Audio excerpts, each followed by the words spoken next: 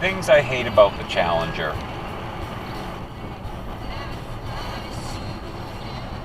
There's a big bastard of a blind spot on the right over my shoulder. And the mirrors are tiny.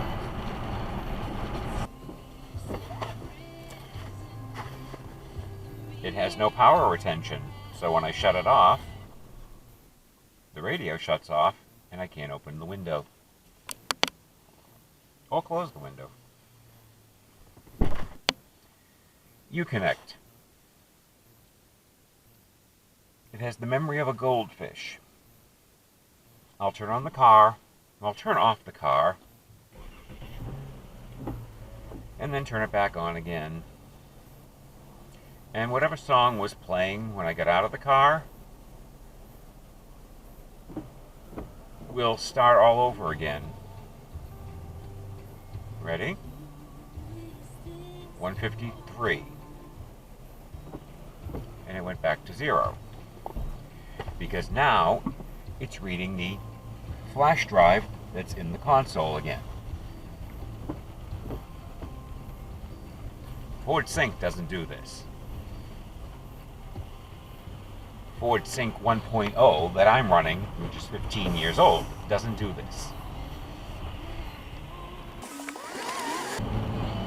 So if you hear songs repeating constantly while I'm in this damn thing, that's why. Also Uconnect, when it reads the flash drive again, it'll rearrange the songs, because I generally listen to my music on shuffle.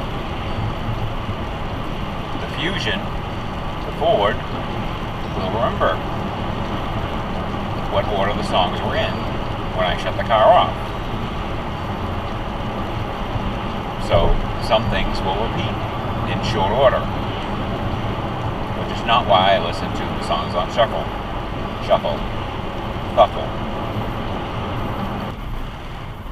You can't adjust the brightness on the dashboard, the control, the instrument panel during the day.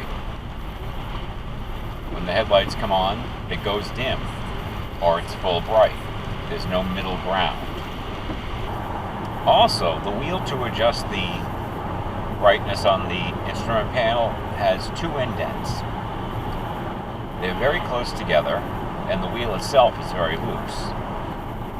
The first indent will put the display to full brightness. The second one will turn on the interior lights.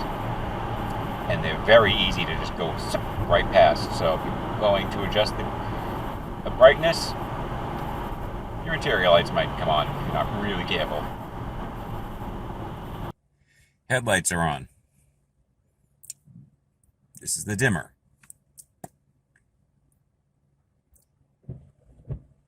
Believe me, it's a lot dimmer in real life.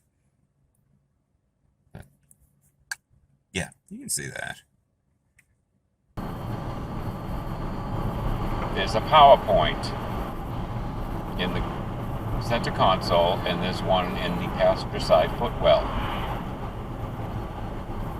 When you shut off the car, the one in the footwell shuts off too. So for the dash cam, I have to run the wire into the console, which is kind of in the way.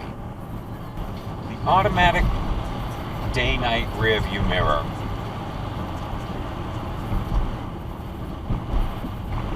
Doesn't really work well.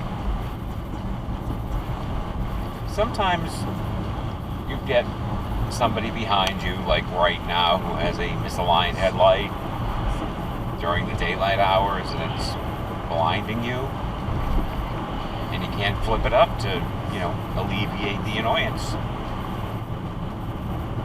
And at least on this one, at night when it functions, it doesn't really darken.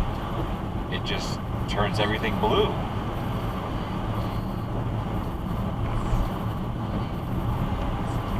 It's not pleasant either. This thing's heavy. It really shows when it's, in the corners and stuff. It's solid, but it's heavy. I don't know if that, it's all-wheel drive, V6, plenty of power for V6. Certainly faster than my Fusion, but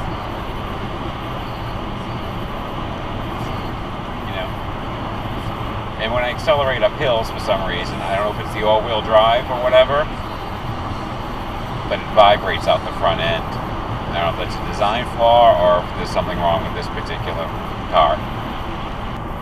Speed compensated volume on the infotainment system Uconnect. It's off 1, 2, or 3. And there's a big range in there.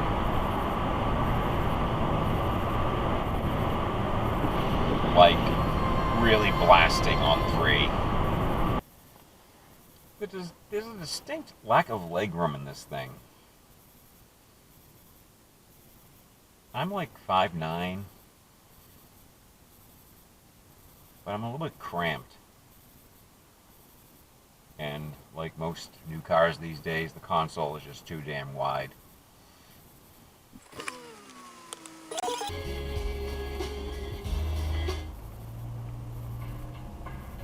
Oh, listen, the song's starting again. All on its own. The high beams on this thing aren't great.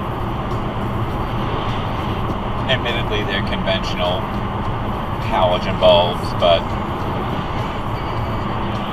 they don't throw a lot of extra light down the road. Here's something else that annoys me. The rear view camera. Handy feature. But it stays on for like 5 seconds after you put it into drive. I don't need that. There's nothing to grab onto when you close the trunk. Like, my car has a vinyl strap that I pull down. Other cars, they have indents in the trunk lid or the hatch or whatever to pull it down so you don't get your hands all grimy. Like right now, things covered in sand because of the weather. I have a dirty hand. There are 8 menus on the info screen in the dashboard, the instrument panel, numbered 1 through 8. However, when you scroll through them, if you hit the up button, the numbers go down. That's counterintuitive, isn't it?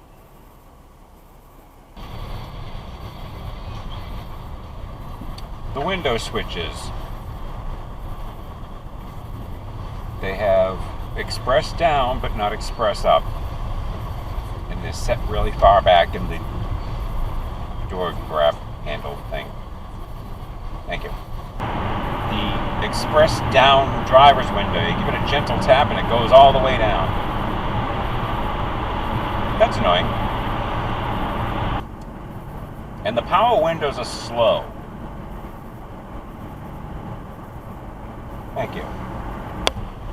The power window switches are wedged right against each other.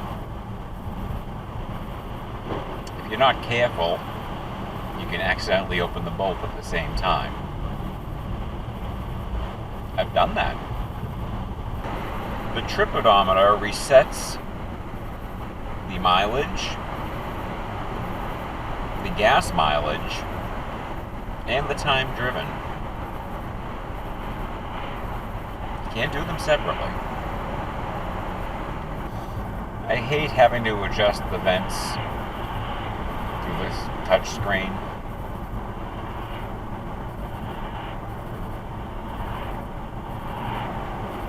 Has some simple buttons instead. Next to the scroll wheel for the instrument panel brightness is a scroll wheel for the ambient lighting brightness. It does nothing.